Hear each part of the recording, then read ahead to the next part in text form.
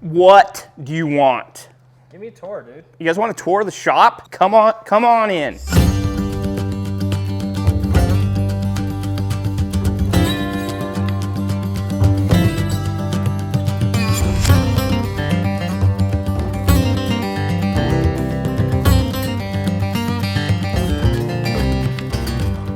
Get in here, out of the cold. Guys, today we're gonna do a real quick shop tour.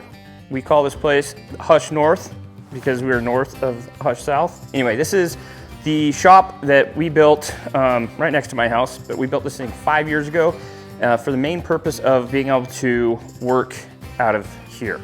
But also, biggest reason I convinced my wife to allow me to do this is I can put all these crazy mounts inside of it and I'd have room for everything. And it just creates this giant problem of I think I have to mount everything that I kill. But then you have 3 kids that are starting to kill animals and they want to mount everything. So then you just have a shop full of it's a shop of death is what it is. Anyways, guys, so we're just gonna go through, I'm gonna tell some stories, show you guys some mounts, some of my more favorite mounts I have in here.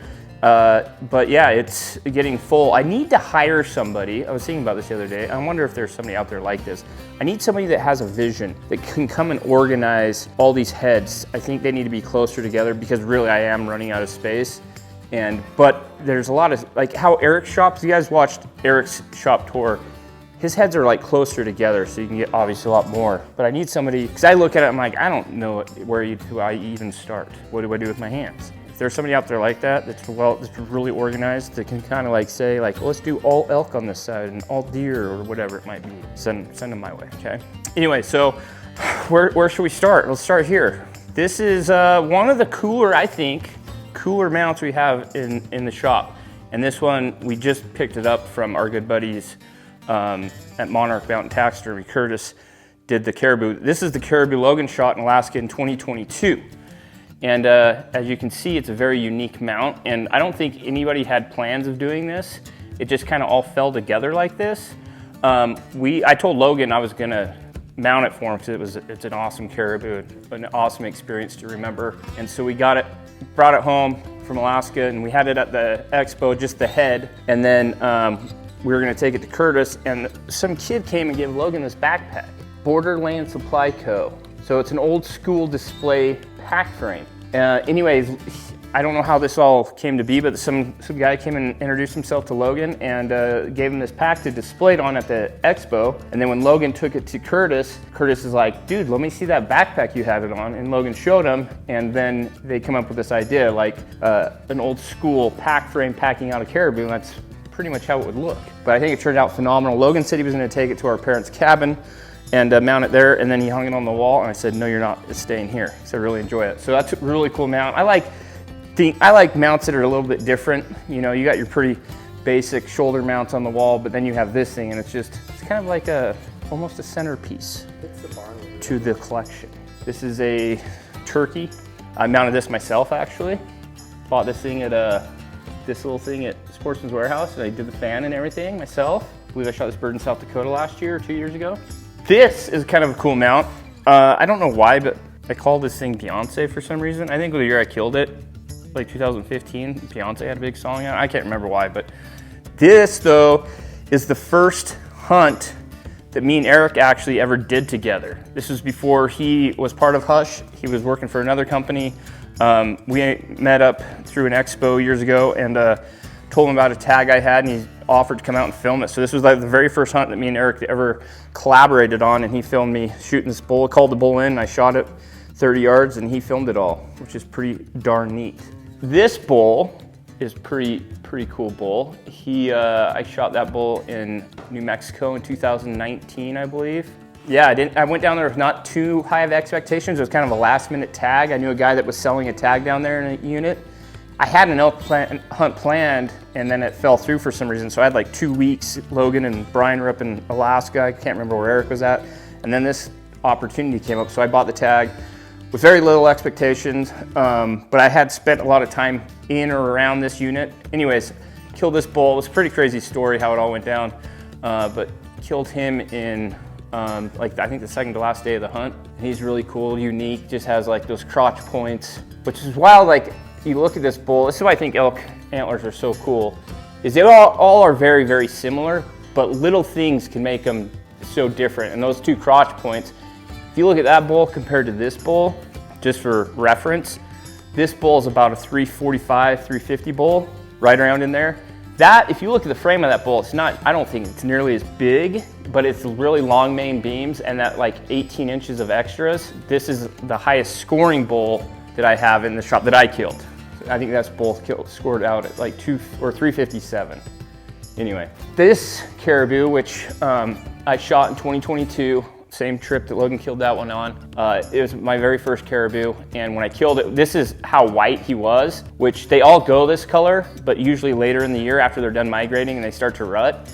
But this bull was scraped and just, I called him a Santa Claus bull. As soon as I saw him, he just looked like he had a big white beard. And so I killed him, and Logan's like, you gotta mount that thing, that thing's gorgeous. And so I'm glad I did. It actually, that caribou mount is probably one of my favorite mounts in here, just the aesthetics of it. He's not a giant by any means, he's really nice, but his white coat is what does it for him, I think.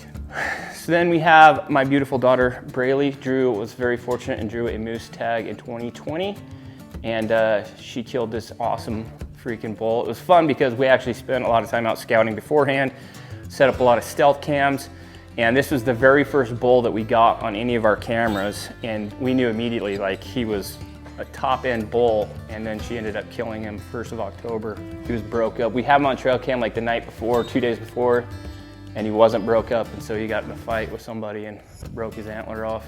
This, when you come in, this is weird. I started thinking about this recently. I come in here, I'm like, what is exactly is a trophy room? Like, just like, hey, look what I did. I don't know, but then I even make it worse. I have pictures of myself in here.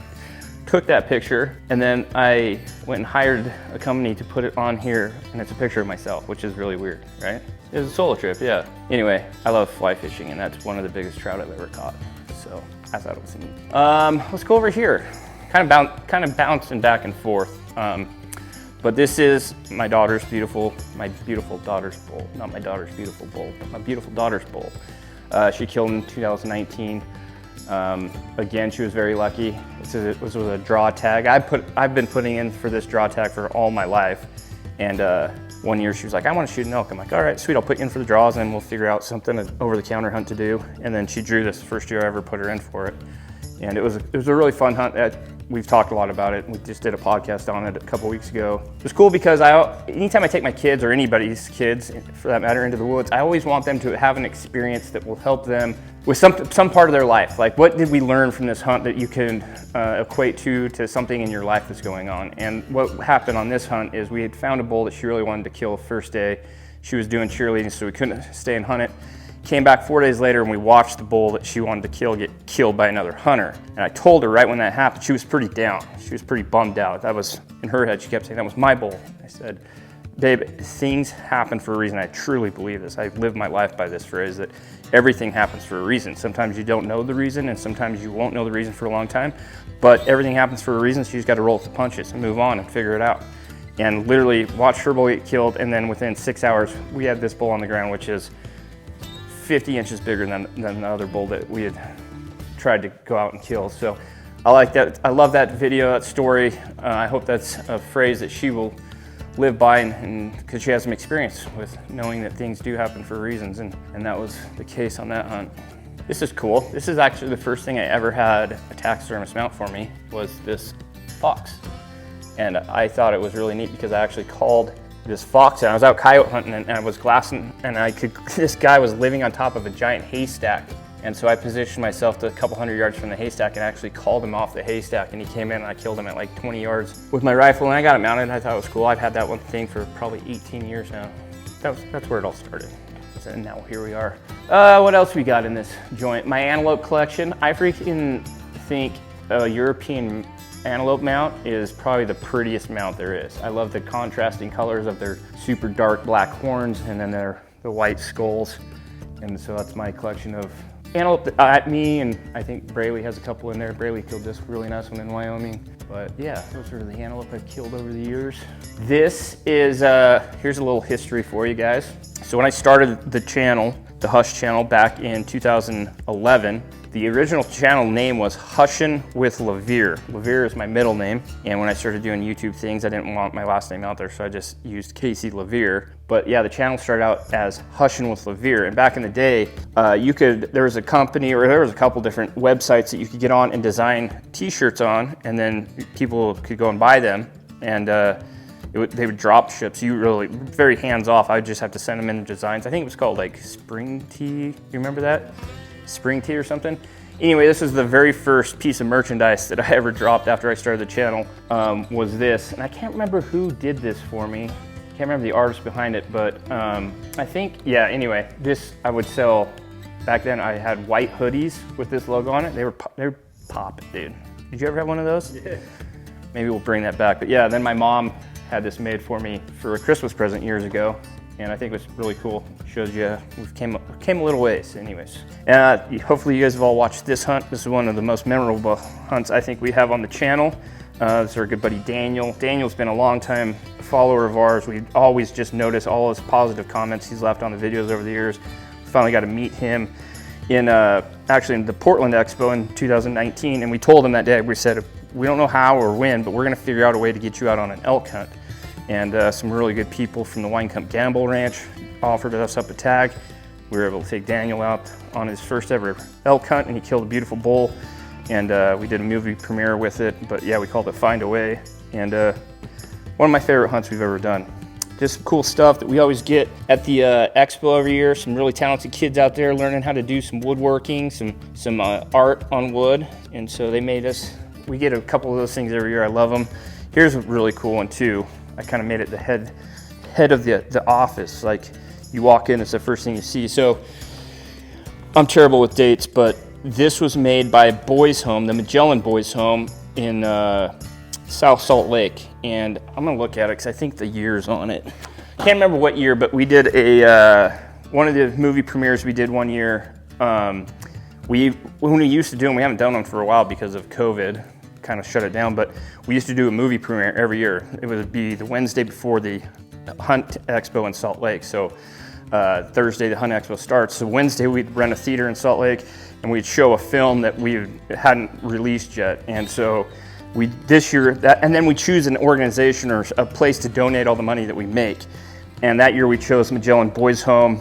And so we did the movie premiere, raised I think upwards of $10,000 for the Boys Home. We were able to give the check to them, and then they wanted the money to start a wood shop for the boys so they could learn woodworking. And so with the money they were able to build a wood shop, and they made us this with the wood shop, you know, using the money we donated to them. So pretty cool, pretty special little piece there. I love having things like that around the shop just because all this stuff is neat, it's fun, but you know, the real purpose of why we do what we do is to be able to help, give back.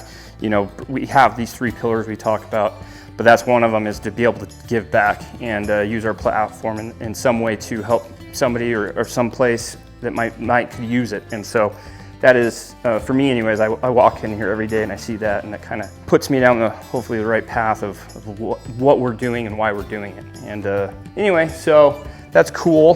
Look at this sexy dude. Again, choosing to take pictures of myself and frame them. This was probably this was way before I ever started Hush. This was, I was working at the steel mill in northern Utah, and I was fortunate to draw a tag out on a mountain that I'd hunted a lot, and killed probably one of my biggest bucks to date. But man, look how young I look. Rock the build beanie. Dude, that hat I wore for I don't know how many years, probably 10 plus years. I wear it early archery hunts, late rifle hunts. I wore it on every hunt. It was my lucky hat. As you can clearly see, very lucky. See? Yeah, that was a cool deer. It's actually that deer right there that's mounted. This is cool, a little piece that my daughter gave to me for Christmas last year or a couple years ago. This, if you guys watched the video, you guys should probably recognize this. This is right after Braley killed that giant bull elk. And I sat behind her because we just sat through a super cold, like hailstorm and windstorm. So I was trying to keep her warm, and then she killed the bull, and that's kind of a little moment we had. She actually went and got a screen grab off the video and then made me this. Pretty darn neat. And then my beautiful, talented wife made me this thing. she has this machine, it's pretty rad, that she like does a bunch of wood and stuff. So she made me, if you guys haven't watched this video, go watch it. This is my wife's very first hunt she ever went on. She drew a tag in Idaho. We went out and she killed this awesome buck. And that's what I mean, to me, like, I make jokes about, you know, all the heads and stuff, but to me, that's what it all is. It's just a way to remember an experience, a way to remember memories that were made. And so anytime I look at any of these heads or antlers, I always just think back to that moment or that hunt and who I was with and the good times we had and the struggles we went through. And so anything like that for me is pretty neat. I'll do it again. Lucky hat. Lucky hat. So like my very first like big bull, I guess, not giant by any means, but my first 6 point I ever killed. Me and my dad. This was before Hush too. I hadn't started Hush at this point. I drew a tag in Idaho, a late tag, and me and my dad went out and I killed this bull. Kind of a funny story behind this bull. I tell people this, I shouldn't, but so that year, you guys remember the TV show Best of the West? It was a show on the Sportsman's Channel. Anyway, it was a long-range shooting show, and they were using like Husqvarna scopes, and anyways, they would talk about shooting animals at 700-800 yards.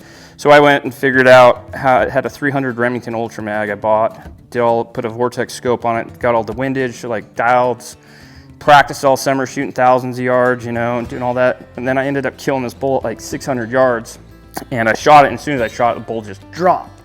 My dad was watching it through the spotting scope. He's like, holy crap, that thing just went down. Where'd you shoot it at? I'm like, high shoulder shot, because they would always preach the high shoulder shot. And I was pretty feeling myself, you know, pretty good. Like, yeah, I smoked this bull at 600 yards, went straight down. We got over there to him, and my dad's looking around at him, and he's like, where did you hit him at? I'm like, shoulder, dropped him just like you're supposed to. And we looked probably 15 minutes trying to find a bullet hole in that bull. What had happened is I literally shot that elk through the ear hole, and it came out perfectly out of his ear hole. Only thing you could see is a little bit of blood on the exit of the ear hole. And so me feeling myself up here, I went down and I realized 600 yards is a long shot in the woods with lots of variables. So yeah, cool hunt. Oh yeah. So back in 2013, I was able to cash in my points from Utah and draw my mountain goat tag up on Willard Peak.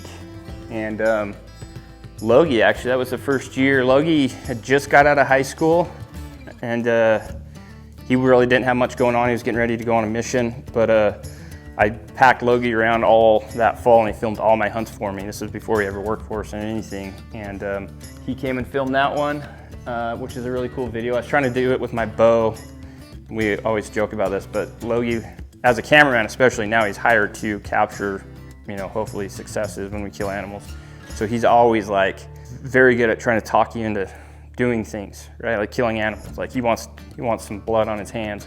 But I was trying to do it with my bow, and it was like day 4, and we were getting, we were supposed to get a giant snowstorm. And Willard Peak sits up, you know, 12, 13,000 feet. It's way up there, and there was a big storm moving in, and we were afraid that we were going to get, we were going to have to come off the mountain until the snow melted. Anyway, I put a bunch of stalks on with my bow, and then this, so it's a nanny only hunt I had a nanny tag. So this nanny came out, and Logan's like, hey man, what do you think about me running back to the truck and getting the rifle? And I was like, nah. I was like, all right. Logan ran 2 miles back to the truck, got the rifle, ran back, and then I killed the nanny with it. So thanks, Logan. So if you guys watched Eric's shop tour last week, a lot of his shop is covered up in sheds. Clearly he loves shed hunting. He was generous enough, and I don't have a lot of sheds in I usually don't even pack sheds out when I find them, but he was very kind to me and gave me this set of sheds that he found down in Arizona.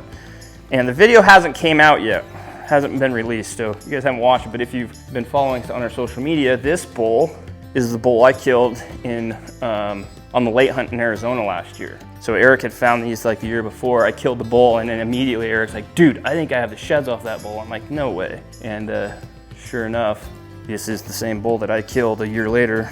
And yeah, he grew a lot after this year, which is cool to see. I think that's what's cool to me about shed hunting, is just like helps you tell the story, helps you understand what's going on. And how much this bull grew in 1 year is quite a bit. I've never scored this thing, but I would assume that he grew probably 30 inches in a year. Soon this bull's right around like 330.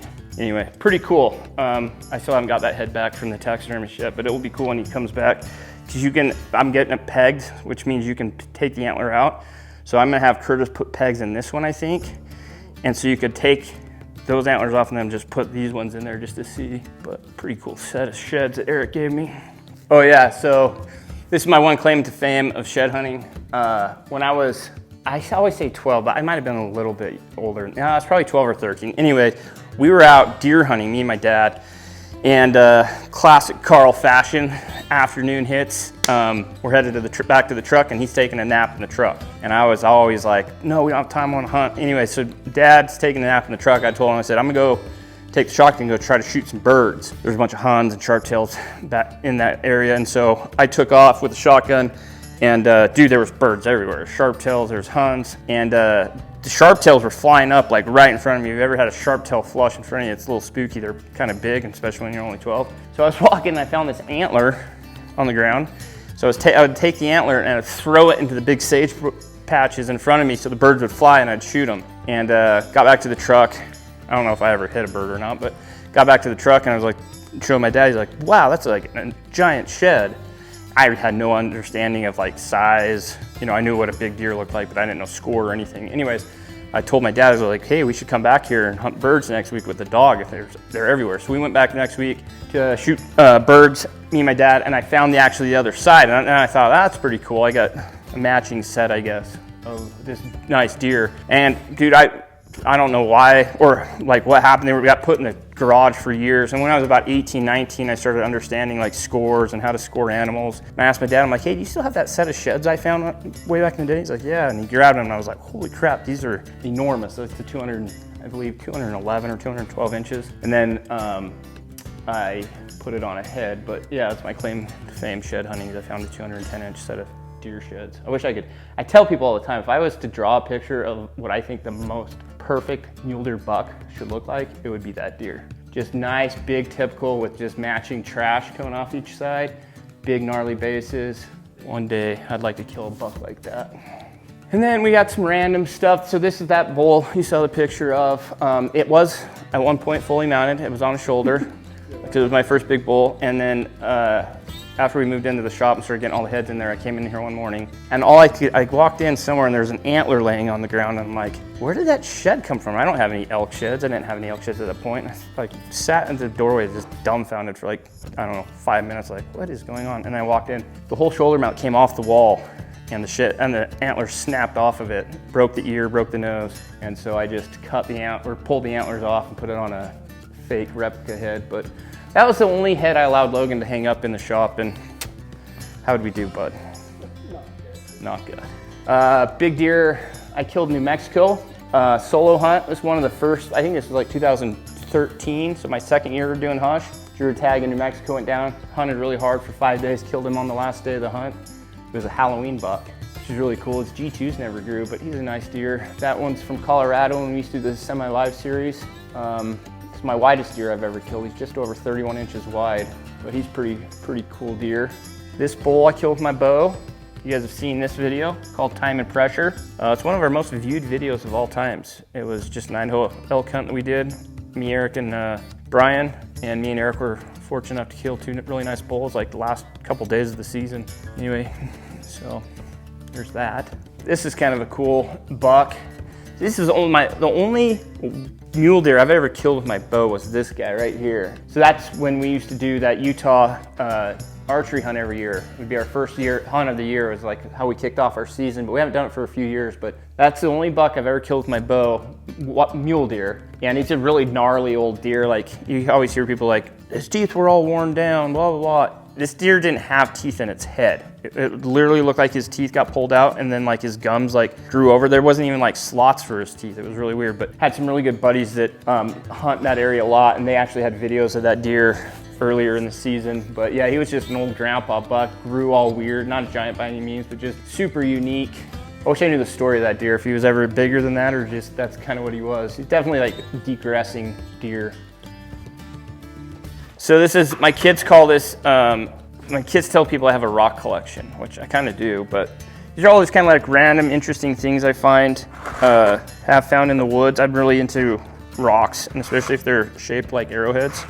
Here's some of the ivories come out of elk heads over the years. I don't know, I've always wanted to do something with them, but I've never known what to do. I was gonna do like some jewelry for my wife with them, but I don't think she would think that was that neat. Anyway, these two are off of that big bull Braley killed. Anyway, but yeah, this is kind of my rock collection of just weird, interesting rocks I've found over the years. This is my recent one I found in Alaska, which I think is pretty darn neat. Definitely a fossil of some sort. And then anytime I find a rock, found this one in Alaska earlier this year, went on our fishing trip. This is a very interesting piece. I don't know how many people have these in the world, but I have a petrified Bigfoot ear. Look at that. Is that not an ear or what? Found that and I was like, that's a good skipping rock. And I started looking at it, I'm like, that's a freaking ear. Right? Wish I had two of them. I need to go match them up. And then I think these are the coolest things in the whole entire world. We were down on a ranch in Texas hunting with our good buddies down there, and they have a spot that they find a lot of arrowheads in. So we went out one day and started looking, and that's really cool. It's like a scraper is what he thought it was, like to like clean a hide off or something. That's a legit arrowhead. This is another, like probably some sort of tool they used. I want to think that like it was like a hatchet maybe, you know. But those are all rocks I've found over the years. And anytime I find an interesting rock, I was doing something for a few years where I'd have a pack out rock. So every time we'd pack an animal out, I would find a rock along there. And it'd be my pack out rock. I just have a lot of stuff that looks like it's been worked on. This was on a hunt in Arizona. Logie had a deer tag we were down there chasing. Oh, here's a good one. Look at that one. Dang. That's dope, huh?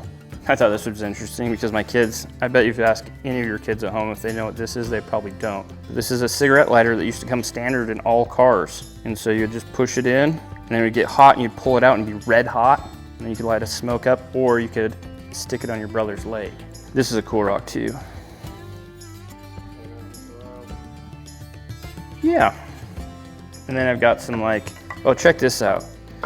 This was given to me in Alaska this year by a guy. This is what he does. He makes these things. This thing's rad. But I was gonna use it to help cut up my moose, and I freaking forgot it. So I wanted to cut all of the ribs off, and you can take this thing and just pop all the ribs off of it. But this thing's super sharp. We cut some caribou legs off of it. I can't remember what it's called. Yeah, so this guy named Devin Price was up in Alaska. He was just getting done with his caribou hunt, and he gave me this. But yeah, these are called Two Hawks. Go check them out, guys. I'll link it right here. But supposedly these are like the absolute perfect throwing hatchets too. Like the way he makes them, they throw perfectly. I don't think I want to throw this thing because it's so beautiful, but I'm gonna use this year to cut something up.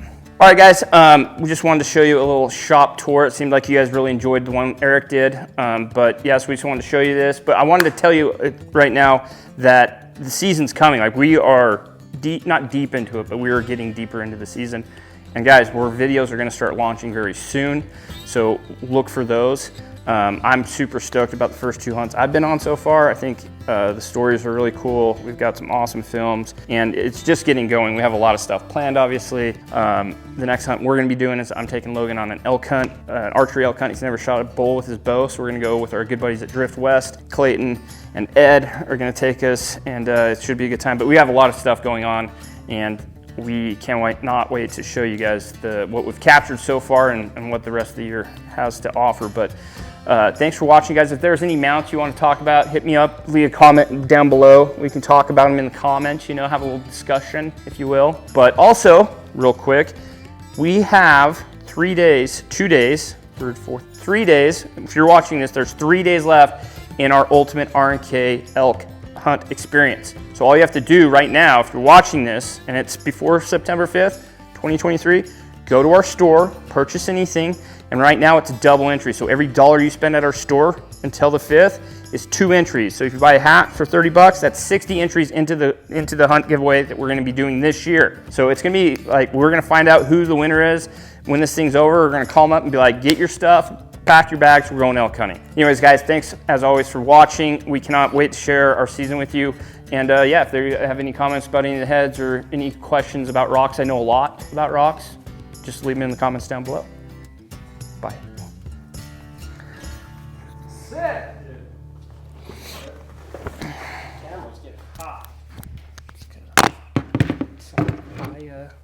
Give that Magenta.